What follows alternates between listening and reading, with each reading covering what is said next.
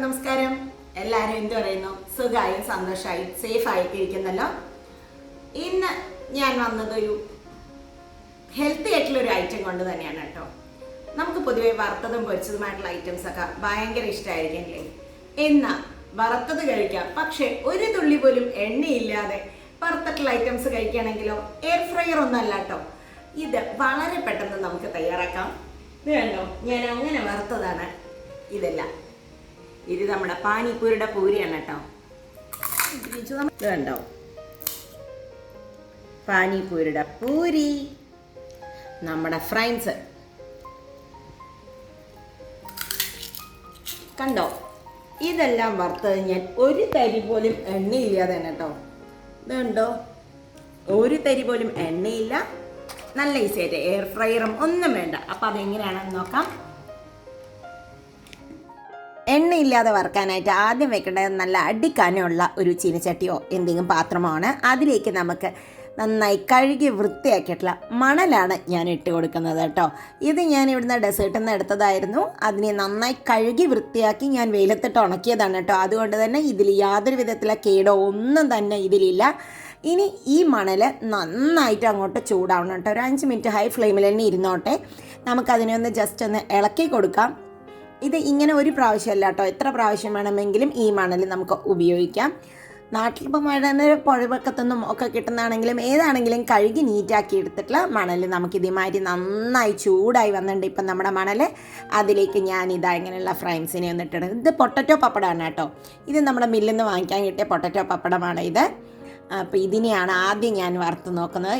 കുറച്ച് ക്വാണ്ടിറ്റി കൂടുതലിട്ട് കഴിഞ്ഞാൽ അത്ര എണ്ണ ഉണ്ടാവും കേട്ടോ. അപ്പോൾ ഇതാ കണ്ടോ, നന്നായി ഇങ്ങോട്ട് വറുത്ത് പൊന്തി വരുന്നുണ്ട്. അപ്പം നമുക്ക് ഒട്ടും എണ്ണയില്ലാതെ കുട്ടികൾക്കൊക്കെ ഇത് കൊടുക്കുകയും ചെയ്യാം. നമുക്കാണെങ്കിലും കുറച്ച് പ്രഷറും ഒക്കെ ഉള്ള ആൾക്കാർക്ക് എണ്ണയില്ലാതെ തന്നെ കഴിക്കുകയും ചെയ്യാം. അപ്പോൾ ഇനി ഇതിനെ നമുക്കിത് ഇങ്ങനെ വാങ്ങിയെടുക്കാം. ഇതിനെ അങ്ങനെ എടുത്തൊരു ഓട്ടുള്ള പാത്രത്തിലേക്ക് ഇടുകയാണെങ്കിൽ ആ മണലൊക്കെ അതിലേക്ക് തന്നെ വീഴുകയും ചെയ്യും കേട്ടോ. ഇത് റെഡി ആയിട്ടുണ്ട്. ഇനി അടുത്ത ഐറ്റം നമുക്ക് ചെയ്യാം. കണ്ടോ, ഇതിലൊന്നും ഒരു തരി മണൽ പോലും എവിടെയും പിടിക്കില്ല ഇങ്ങനെ ചെയ്യുമ്പോൾ. ഇനി ഞാൻ അടുത്ത ഐറ്റം വറുക്കാൻ പോകണം കേട്ടോ. ഇനി അടുത്തത് ഫ്രൈംസ് ആണ്. നമ്മൾ ഓടാന്നൊക്കെ പറയില്ലേ, ഞങ്ങളുടെ നാട്ടിൽ അതിന് ഓടാന്നാണ് പറയുക കേട്ടോ. അതിനെ ഒന്ന് വറുത്ത് നോക്കാം.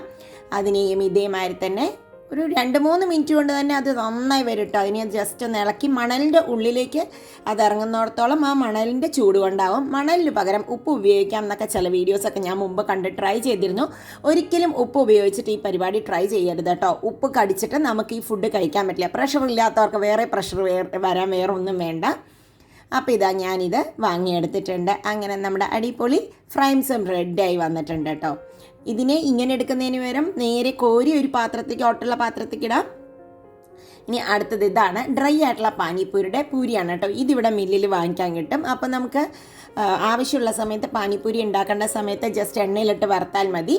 അങ്ങനെയുള്ള ഐറ്റമാണ് ഇത്. അപ്പം ഞാൻ ഇതിനെ ഈ രീതിയിലൊന്ന് ഉണ്ടാക്കി നോക്കാമെന്ന് വിചാരിച്ചു. അതും നന്നായി പൊള്ളച്ച് വരുന്നുണ്ട് കണ്ടോ. എനിക്ക് തോന്നുന്നത് പ്ലെയിനായിട്ട് കുത്തും ഇതൊന്നും ഇല്ലാത്ത സാധനങ്ങൾ വറുത്തെടുത്ത് കഴിഞ്ഞാൽ ഒരു പ്രശ്നവും ഉണ്ടാവില്ല. ഇതിൽ ഒട്ടും തന്നെ മണ്ണിൻ്റെ ചൊയൊന്നും എനിക്ക് തോന്നിയില്ല കേട്ടോ. ഉണ്ടാക്കി കഴിഞ്ഞപ്പോൾ കണ്ടോ, നല്ല കറക്റ്റായിട്ട് വന്നിട്ടുണ്ട്. ഇതുപോലെ ബാക്കി കുറച്ചും കൂടി ഞാൻ വറുത്തെടുത്തിട്ടുണ്ട് കേട്ടോ. ഞങ്ങളുടെ ഈവനിങ് സ്നാക്കായിട്ട് ഇന്നിപ്പോൾ ഇത് കഴിക്കാമെന്ന് വിചാരിച്ചു. അപ്പോൾ ഒട്ടും ഓയിലില്ലാത്തതുകൊണ്ട് തന്നെ കുട്ടികളെ കഴിച്ചാലും ദോഷമില്ലല്ലോ. ഇതിനെ വേണമെങ്കിൽ നിങ്ങൾക്ക് ജസ്റ്റ് ഇത് കഴിഞ്ഞിട്ട് വേണമെങ്കിൽ, അത്രയേ ഉള്ളൂ, ഒരു നിർബന്ധവുമില്ല. വേണമെങ്കിൽ ഒരു ബ്രഷ് എടുത്തിട്ട് ജസ്റ്റ് അതിനെ ഒന്ന് വൈപ്പ് ചെയ്ത് കൊടുക്കാം. അതിൻ്റെ പോലും ആവശ്യമുണ്ടെന്ന് എനിക്ക് തോന്നിയില്ല. കണ്ടോ, ഒരു തരി പോലും മണൽ എവിടെയുമില്ല. ഇതിനെ ഒന്ന് ജസ്റ്റ് ഒന്ന് കുടഞ്ഞ് ക്ലീൻ ചെയ്താൽ മാത്രം മതി. വേണമെങ്കിൽ നിങ്ങൾക്ക് ടിഷ്യൂ കൊണ്ട് തുടയ്ക്കാം. അതും കൂടി ആവശ്യം വന്നില്ല ഞാൻ ചെയ്തപ്പോൾ. ഇത് എണ്ണയിൽ വറുക്കുന്നതെന്ന് വലിയ വ്യത്യാസങ്ങളൊന്നും എനിക്ക് തോന്നിയില്ല. എണ്ണയിൽ വറുത്തതിൻ്റെ ടേസ്റ്റ്, ഇതിന് വേറൊരു ടേസ്റ്റ്. എന്തായാലും നല്ല കറുമുറ എന്നുള്ള ഫ്രൈംസ് ഇങ്ങനെ കഴിക്കാം. ഇന്നത്തെ ഈ വീഡിയോ നിങ്ങൾക്ക് എല്ലാവർക്കും യൂസ്ഫുൾ ആയിട്ടുണ്ടാകുമെന്ന് ഞാൻ വിചാരിക്കുന്നു. യൂസ്ഫുൾ ആയിട്ടുണ്ടെന്ന് നിങ്ങൾക്ക് തോന്നുകയാണെങ്കിൽ ഈ വീഡിയോ ഒന്ന് ഷെയർ ചെയ്ത് എന്നെ സപ്പോർട്ട് ചെയ്യുമല്ലോ. ആരെങ്കിലും വീഡിയോ സബ്സ്ക്രൈബ് ചെയ്യാതെ കാണുന്നുണ്ടെങ്കിൽ ഒന്ന് സബ്സ്ക്രൈബും കൂടി ചെയ്തേക്കണേ. അപ്പോൾ നമുക്ക് വീണ്ടും അടുത്ത വീഡിയോയുമായിട്ട് കാണാം. അതുവരേക്കും ബൈ. Thank you.